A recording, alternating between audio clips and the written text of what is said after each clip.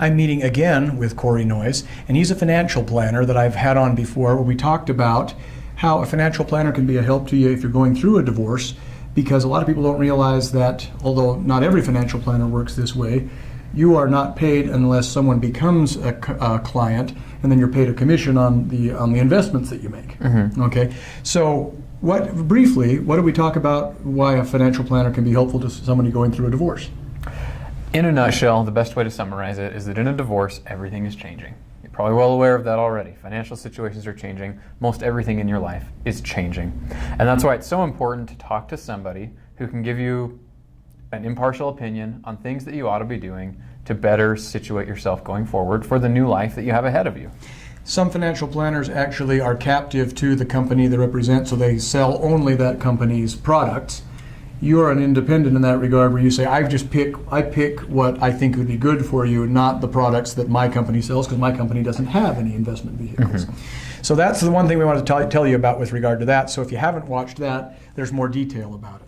So today we're going to talk again on another subject with regard to divorce and planning, and that is life insurance.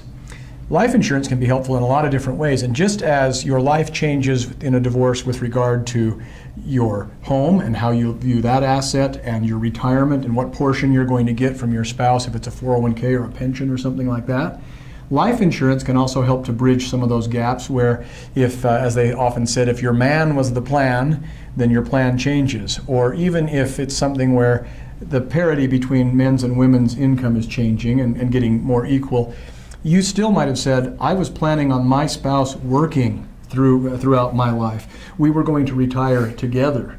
There are other things like that change suddenly, and really your financial picture is left in shambles. So planning is important to help you kind of, with financial planning, to help you kind of get back on your feet and get back on track as best you can. How does life insurance help? The biggest area that's going to come in is in two ways, and a lot of it has to do with the settlement that results from the divorce. Oftentimes you're going to have one spouse getting alimony or child support, and that's the first person who's going to need possibly some life insurance to protect that. Because what you're going to often find, I would imagine, and you'll know better than I would, is that significantly you're going to find one of the spouses needs that income coming in. They're counting on that alimony, that child support, whatever it may be. And in the event of their ex-spouse passing away, that's going to stop. The problem is that the bills aren't going to stop, and so protecting that income is an extremely important piece of the overall picture. Now, the other side of it is the other spouse in that situation, where they were counting on being able to go to work every day. They were counting on not being the primary care provider, but they were counting on being the income earner, going to work, earning a salary to support the family. And I'll even point out that it's getting to the point where joint physical custody is getting to be more and more common, and eventually is probably going to be the norm. So even if you're sharing custody on an equal basis with your ex-spouse, if that ex-spouse dies, you now are going to a sole custody situation, and you may find yourself needing to spend money on daycare. Yeah, child care, things like that. Nannies and other things like that. Okay, so, well, it's all great and well and good for me to have life insurance coverage on my spouse if I'm married, but I can't have life insurance on someone I'm not married to, can I? See, that's where a lot of people have misconceptions about life insurance. You can have a policy on anyone who you have a financial interest in. So what I would kind of recommend in most situations is that in part of the settlement, in part of the divorce talks, it's discussed that, I'm going to be relying on your child support, Eric. So I would like to purchase a life insurance policy on you. So your financial interest in me is the fact that I'm owing you money. I have an obligation to you that you can insure. It gets paid. Okay. So what's interesting about it is that we can work together to start that policy. I can own the policy. I can pay for the policy. So that was my next question. It's like, wait a minute. So you can order me to get life insurance, but then I'll just not pay it, and then I'll die, and then you'll find out that I had no insurance. That would be the case if you own the policy. But in this situation, I don't have to own the policy. Exactly. Just because there may be an order that there be life insurance coverage does not mean that I have to own the policy. Exactly. Even though it's for your benefit, you can own the policy and insure my life. Now, I'll ask a quick question here. What about, won't that give you an incentive to have me killed? I mean, in theory, yeah. Yeah, that is a concern. Let's face it, that's kind of like what you read in the comic books more than anything else. It's the plot of a lot of CSI episodes. Yeah, but the fact of the matter is that insurance really is insurance, and you'd far prefer that that money get paid voluntarily for the 10 years it's coming, as opposed to whatever amount of life insurance you get. Now, let's talk about that. If in over a 10-year period of time you're going to get a combined amount of alimony and child support that comes to like $400,000, what would that cost? For a person who's in decent health? Good question. And a few things come into play here, right?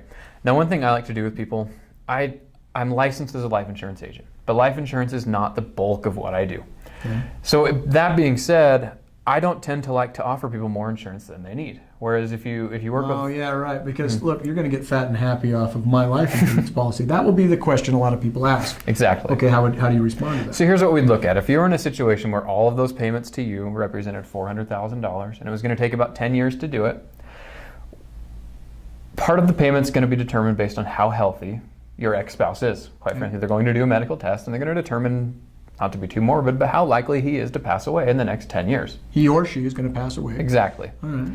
And so if we were to do that and just say it's an average person, say they're 40 years old, for $400,000, you're probably looking at somewhere in the neighborhood of $20 to $25 a month. For what kind of policy? And that's going to be term life insurance. I do most of my business in term life because what we're doing right now is covering a need. We're not completely insuring you forever because our interest in you is not forever. It's for the next 10 years when those payments are going to be coming in. So one of the ways that I might suggest thinking about it is I'm not buying insurance on you. I'm buying insurance on the payments that are coming into me. And so I'm only trying to replace those. And so about $20, $25 could do that. And as far as lining my own pockets, to break down the numbers on a policy like that, I stand to make maybe $25 a year. Period. Isn't that amazing? So keep that in mind. It's something that you're wise to be skeptical about anybody who claims to be wanting to make a buck off of you. But in this situation, a life insurance agent is not likely to make a lot of money. Now, we talked about the worry that maybe my life insurance policy will cause my ex to have me killed.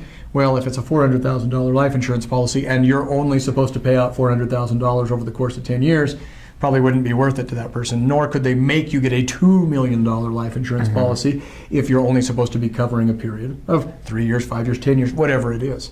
So I found that very interesting. So to recap, you can own the policy, you can pay for the policy. That's the other thing. So that if you're afraid that your spouse, your ex-spouse is supposed to have insurance and pay for it, but then doesn't, lets the policy lapse, dies, and then you find you're uninsured, you can protect yourself against all of that by making sure you own the policy and you pay the premiums. Okay? In fact, I would suggest as the divorce attorney that if you're the one that wants the coverage and you're going to own it, it's only fair that you do pay for it. And I would say the same thing. Yeah, because it's your policy, and it's like you said, you're spending that money to insure your payment. Now, you can agree to have somebody own the policy himself that's insured or herself and pay it and things like that, but don't balk if it's you that owns it and it's you that pays it, because we're talking $20 a month or so, right? So that's very interesting. Corey can help you with your financial planning, and he helps me with my financial planning. I don't get anything as a result of saying so. This was a choice I made independently, and it's important you know that. But I've found Corey to be someone who's very upfront, very straight with me, answers my questions and doesn't worry about it or soft soap it. And he just happened to mention to me when we were talking once that you've got the ability to provide, as one of your other services, life insurance coverage. But regardless of whether you talk to Corey or anybody else, the principles we've discussed apply to anybody in a divorce situation here in Utah. Yeah, I would say make sure you talk to somebody. If you want to talk to me, you're more than welcome to. But at the end of the day, make sure you talk to someone, because I'm a true believer that in this type of a situation, you need coverage to make sure that those payments are going to be coming in either way. And let me ask you this, how much do people have to pay you to come and talk about their life insurance or financial planning options? Great question, and we've had some misconceptions about that, and it's not true for everyone in the industry. But generally, I'm more than happy to sit down with people and put together a plan with them, work with them, set things up, and that doesn't cost anything. If you decide it's a good plan and you want to put it into place, we'll work together and I'll explain to you then how I get compensated.